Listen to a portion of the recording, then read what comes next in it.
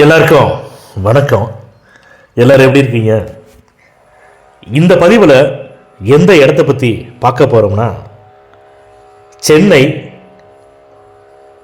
போரூர் சிக்னல்லேருந்து குன்றத்தூர் செல்லும் வழியில் இருக்கக்கூடிய ரெண்டாவது பஸ் ஸ்டாப். அதாவது முதல் பஸ் ஸ்டாப் வந்து மதுரந்தபுரம் சொல்லுவாங்க. அதுக்கு அடுத்த பஸ் ஸ்டாப் பார்த்தீங்கன்னா போரூர் பாய்கடை. போரூர் பாய்கடைக்கு அடுத்து கோவூர்லைங்க இப்போ நம்ம சொல்லக்கூடிய இடத்துடன் சேர்ந்து ரெண்டல் இன்கம் வரக்கூடிய, அதாவதுங்க ஃப்ளாட் டைப்பில் கட்டப்பட்டுள்ள தனி வீடு தான் அங்கே வந்து சேல்ஸ்க்கு வந்திருக்குது. இந்த ப்ராப்பர்ட்டி இருக்கக்கூடிய எக்ஸாக்டான லொக்கேஷன் நான் சொல்கிறேன், மக்களே நல்லா கேட்டுக்குங்க. கோவூரில் கேதார் ஹாஸ்பிட்டல் அப்படின்னா தெரியாத ஆட்களே இருக்க மாட்டாங்க, எல்லாத்துக்குமே நல்லா தெரியும்.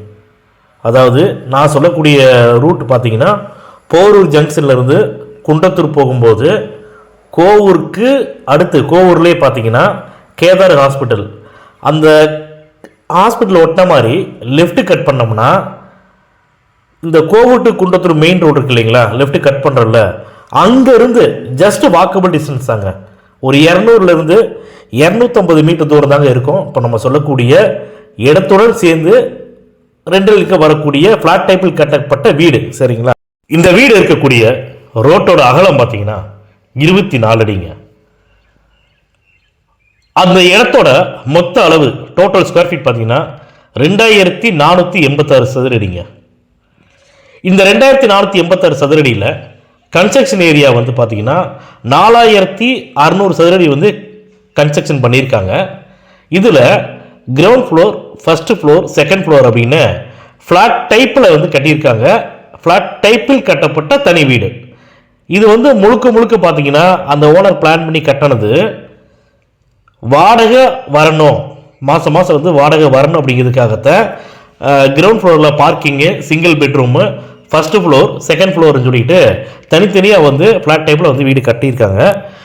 அதுவும் இல்லாமல் இப்போ சொல்லக்கூடிய இந்த வீட்டில் 70,000 வந்து வாடகை வந்து வந்துட்டு இருக்குதுங்க. மாதம் இன்கம் வந்து மாதந்தோறும் இன்கம் வந்து பார்த்தீங்கன்னா 70,000 வந்து ரெண்டல் வந்து வந்துட்டு இருக்குதுங்க.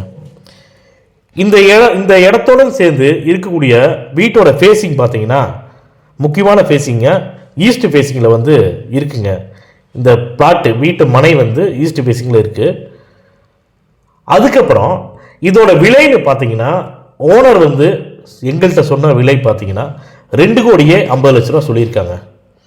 அதாவதுங்க நம்மளுடைய பதிவில் ஒவ்வொரு பதிவில் சொல்கிற மாதிரி தாங்க, அக்ரிமெண்ட் ஹோல்டரோட இடமோ இல்லை பவர் ஹோல்டரோட இடமோ நான் வந்து நம்முடைய பதிவில் போடுறதில்ல. டைரெக்டாக வந்து ஓனருடைய இடம் தாங்க நம்ம போட்டிருக்கிறோம். இப்போ இந்த பதிவை பார்த்துட்டு ரெண்டலுக்கு வரக்கூடிய ஃப்ளாட் டைப்பில் கட்டப்பட்ட வீடை வந்து வாங்கிறதுக்காக நிறைய பேர் இன்ட்ரெஸ்டாக இருப்பாங்க. வாங்கணும்னு நினைக்கிறவங்க தயவு செஞ்சு டிலே பண்ணாமல் இந்த பதிவை கேட்டு முடிச்சோன்னா தயவுசெய்து கால் பண்ணி பேசுங்க. உங்களுக்கு வாட்ஸ்அப்பில் லொக்கேஷன் ஷேர் பண்ணுறோம், நீங்கள் போய் பாருங்கள். நீங்கள் விருப்பப்பட்டால் எங்களுடைய ஸ்டாஃபை வந்து அனுப்பிச்சி வரோம், வீட்டை வந்து காட்டுவாங்க. பாருங்கள், பார்த்துட்டு நாங்கள் சொல்லக்கூடிய பதிவில் இருக்கிற மாதிரியே வந்து அங்கே இருக்குது அப்படின்னா உங்களுக்கு பிடிச்சிருக்குதுன்னா சொல்லுங்கள். ஓனர்கிட்ட வந்து டேரெக்டாக மீட்டிங் தரோம்.